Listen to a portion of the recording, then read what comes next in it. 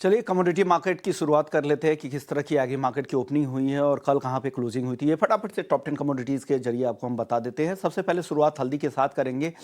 हल्दी हालांकि मराठवाड़ा के जो अराइवल्स है वो आने शुरू हो चुके हैं। वहां पे कहा जा रहा है कि इस बार यील्ड कमज़ोर है, 13,120 के आसपास है, लेकिन अराइवल्स के नंबर काफ़ी ज़्यादा मंडियों में दिख रहे हैं। जीरा 22,500 के आसपास है, यहाँ पे लगातार तेजी का रुख दिख रहा है, लेकिन आगे ये तेजी टिकती है कि नहीं ये देखने वाली बात होगी। धनिया को अगर आप देखें तो 7,880 के नीचे है, आवक ज़्यादा है यहाँ पर, और कल हल्की गिरावट यहाँ पर देखने को मिली थी। ग्वार सीड और ग्वारगम को अगर आप देखें तो दोनों दायरे में दिख रहे हैं। 10,300 के नीचे ग्वारगम है और ग्वार सीड का वायदा है 5,330 के आसपास है। कैस्टर भी काफ़ी समय से दायरे में है, 6,300 के आसपास, 100 रुपये के रेंज में काफ़ी समय से कैस्टर भी घूम रहा है।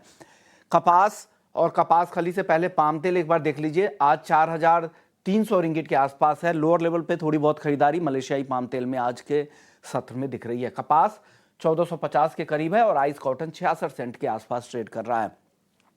कपास खली 2770 के ऊपर है, यहां पर खरीदारी थोड़ी बड़ी है, देखते हैं कहां तक ये तेजी जाती है। मेंथा ऑयल आज 1% से ज्यादा कमजोर दिख रहा है, 925 के आसपास। हमारे साथ अखिलेश जैन है, टेक्निकल आईक्यू के फाउंडर है। अखिलेश जी, तीनों ही मसालों पर आपकी राय क्या है और उन तीनों में से आपकी टॉपिक क्या है? नमस्ते विश्व मोहन जी। नमस्ते सर।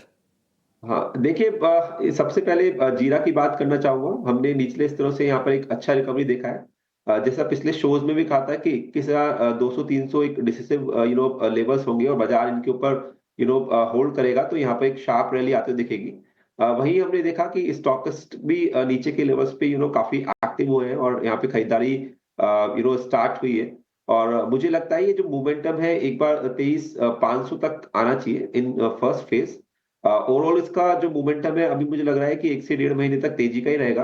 यहाँ पर कोई भी करेक्शन आता है अराउंड 22,300 से लेकर 21,500 तक भी, तो मुझे लगता है कि जो हाजिर के व्यापारी है इनको खरीदारी करनी चाहिए।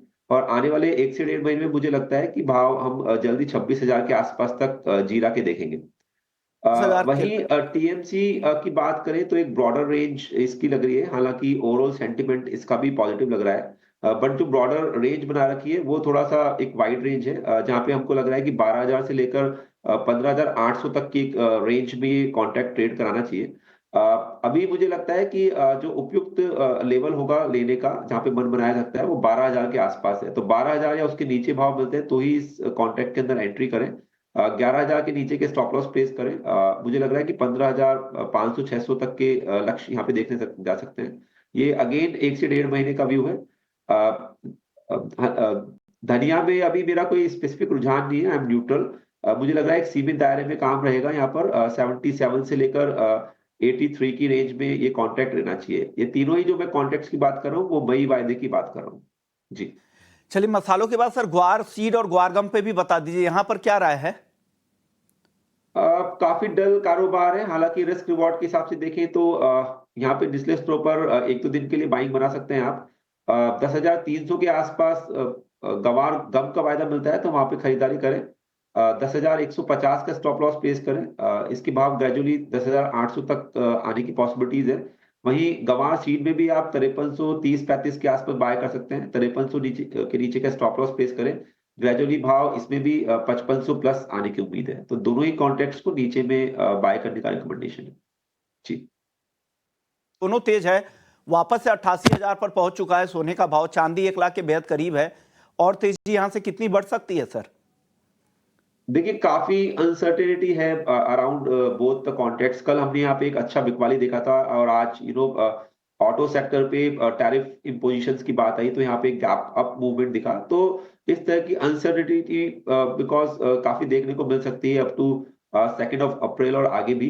तो मुझे लगता है कि यहाँ पर थोड़ा सा रैशनली काम करना चाहिए। सिल्वर स्पेसिफिक बात करता हूँ तो मुझे लगता है एक डिसिसिव लेवल है, एक इंपॉर्टेंट लेवल है 1,300 का। तो जब तक ये कॉन्ट्रैक्ट इस लेवल को पार नहीं करता तो मुझे लगता है कि एक बार ट्रेडिंग प्रोस्पेक्ट से उछाले पे इसको सेल करना चाहिए।